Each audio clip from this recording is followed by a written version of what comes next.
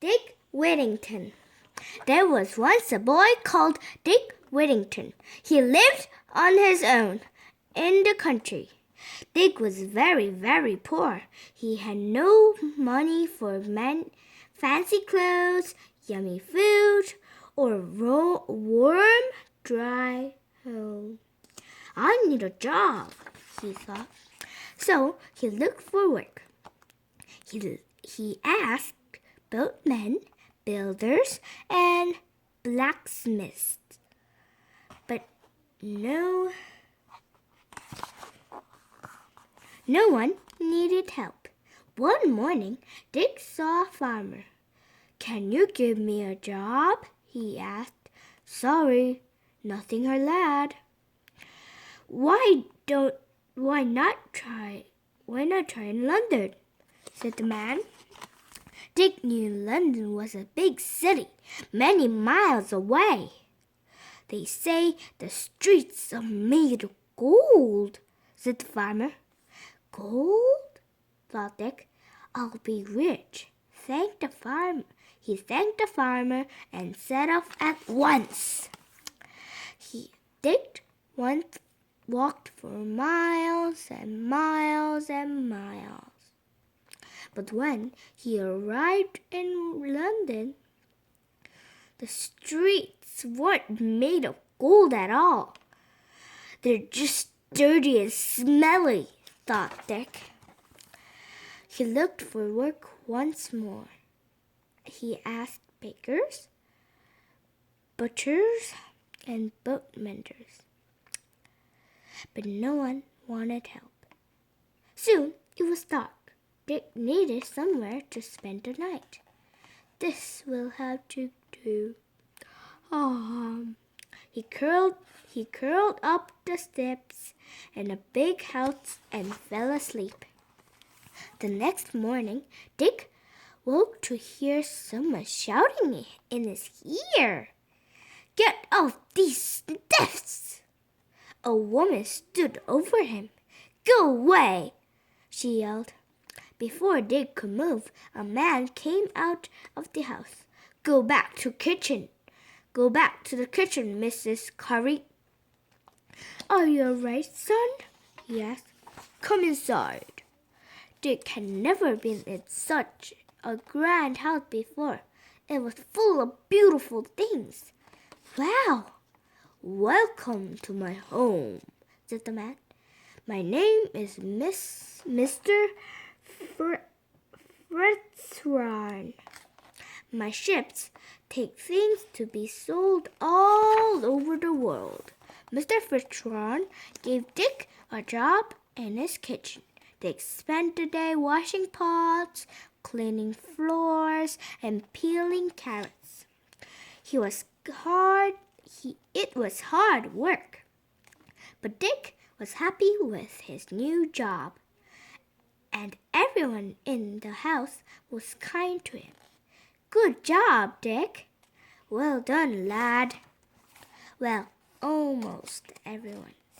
"Get out of my way, Scurfoot." After his first day work, Dick was taken to the very top of the house. "You can sleep in here, the attic, Dick." The room was small, but Dick didn't mind. A bed of my own. As just began to fall asleep,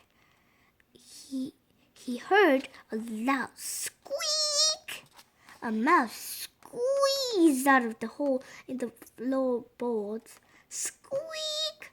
Followed by another squeak and another squeak. Seconds later, the whole room was full of mice. Squeak, squeak, squeak. Dick didn't get a wink of sleep, but it was the same every night. Just as Dick's head hit the pillow, squeak, squeak. "Not again." The mice came out. The mice drove Dick crazy. "It must get rid of them," he thought. Squeak, squeak, squeak. A week later, Mr. Fitzwarren gave Dick his first ever wage. Wow, a whole penny! Dick couldn't wait to go out and spend his money. That afternoon, he visited the big city market. There were hundreds of stalls. Ice cream cakes, 5 pennies each. Wonderful smoothies, 1 penny each. I could be here for hours. Portable music player, 1 penny. Bread rolled for a penny. Roast up steaks, 1 penny a bag. Then he suddenly saw just what he needed. Pets. A cat will keep those noisy mice away, thought Dick. He bought the biggest cat from the stall and ran home. I'll call you Tom. That night, the mice appeared as usual.